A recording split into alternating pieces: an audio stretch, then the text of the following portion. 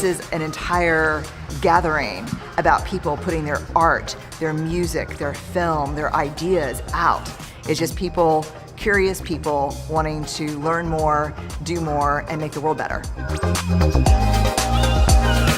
I'm just really excited to be here and take it all in. It's got some funk to it. It makes sense that we're here. You can feel this energy.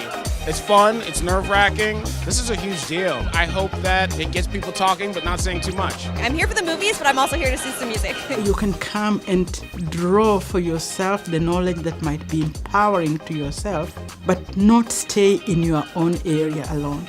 I want to know what is the newest invention that is on the ground, and I want to listen to music and to dance to it if possible. We can't give up. We have to keep fighting, and it's important that we and the industry has the optimism to fight for the things that we believe in and to build the internet that we want. Quality of our relationships at work determines the actual quality of our work and our overall ability to succeed.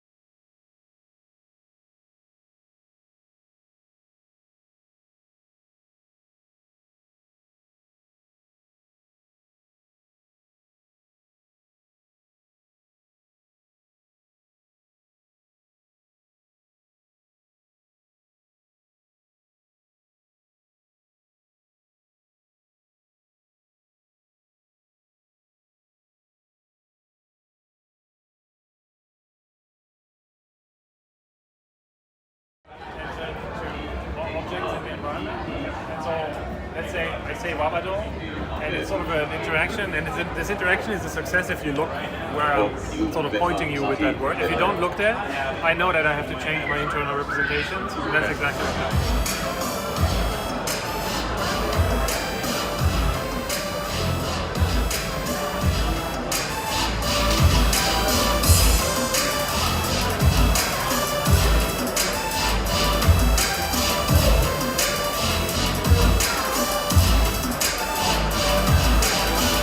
That's our song today.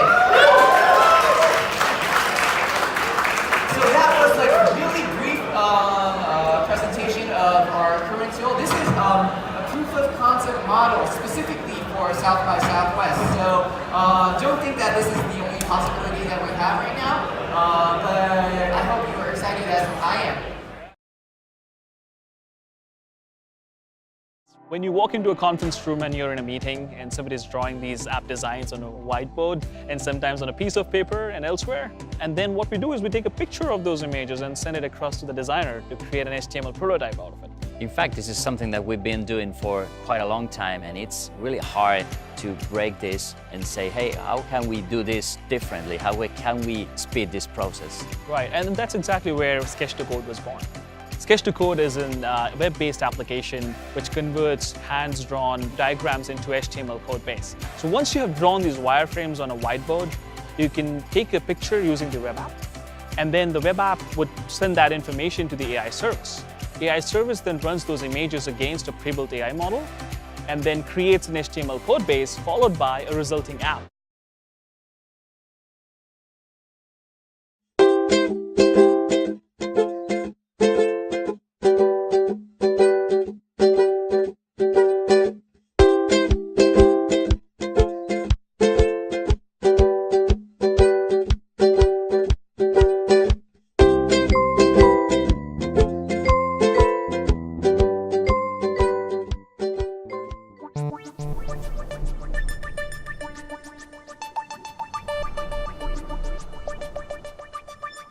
Every year in Trends, we look for a meta theme that spans all of them. And frankly, if there wasn't one there, we wouldn't talk about it, but there is a really clear one this year.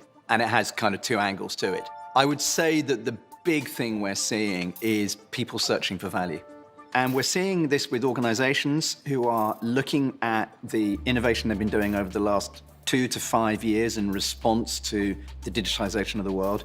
And they're saying, what are the things which are providing us with value and what aren't? Where exactly is the value in what we're doing?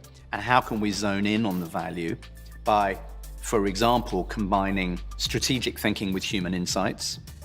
And then on the other side, we're seeing customers, citizens, users, looking for where is the value in the data which I'm being asked to give up? Where is the value for the environment and the products and services that I'm using? People, globally, are trying to understand why they are relevant and to find those anchors which make them feel relevant in the world. And the winners from the organizational point of view are going to be those that provide to their customers, their citizens, a sense of relevance. And if we can tie those together, that's where I think value can be created over the next 1 to 5 years. What I find really exciting is when you put together a lot of the trends and look at them in overview this year, the opportunities for design to really revolutionize a number of areas are probably greater now than I think I've seen them for many years. And I think we're on the cusp of almost a creativity revolution. And I think we're going to see that play out over the next 2 to 3 years. And that's super exciting.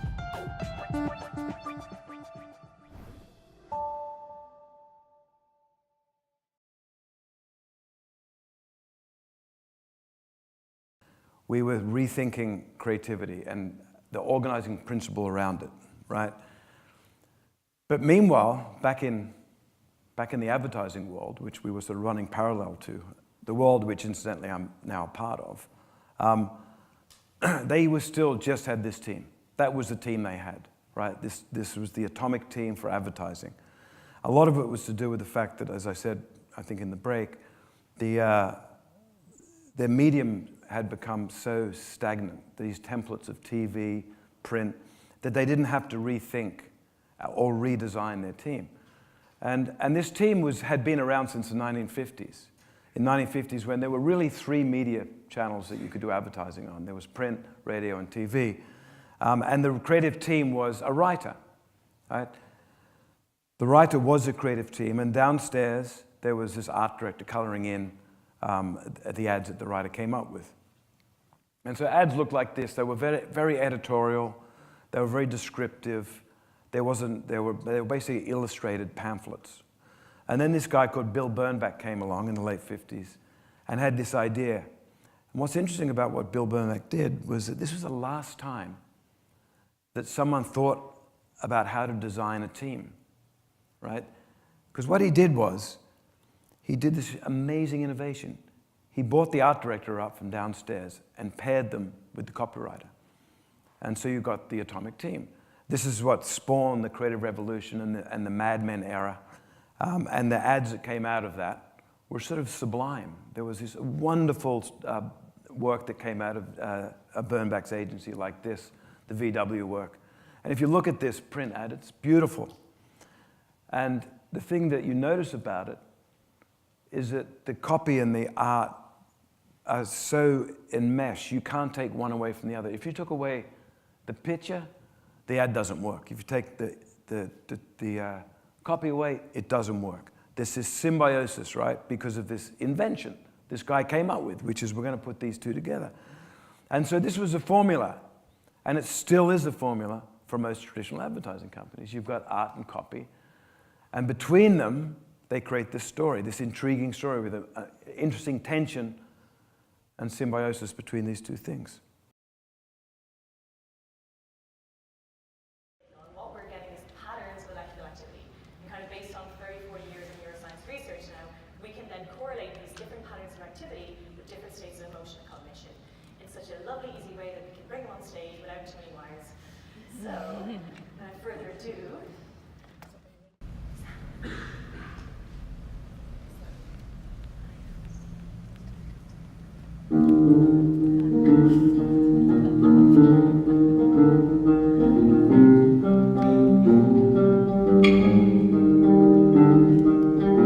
one night of magic rush, the storm is simple touch.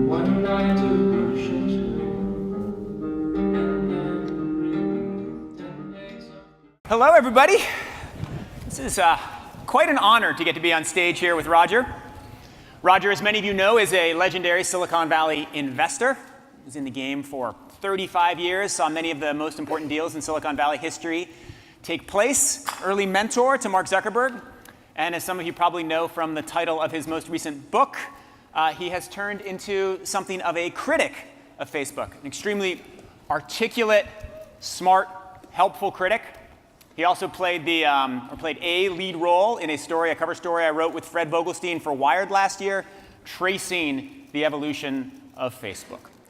The most important thing I want to do is I want to have a national debate as part of the 2020 election cycle on whether or not it should be legal for companies, any corporation or anybody, to do commerce, either by selling, trading, or even acquiring our private data without our explicit permission for that transaction. So why is it legal for credit card processors and banks to sell our personal financial transaction records?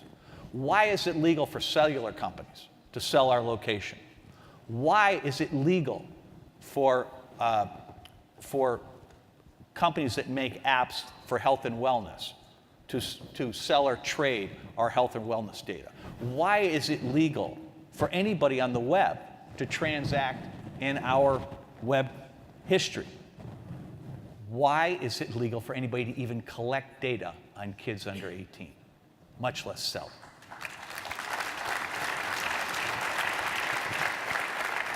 I want to have that conversation and that debate. I want to find out where the lines are. My simple point is, Apple's a big company.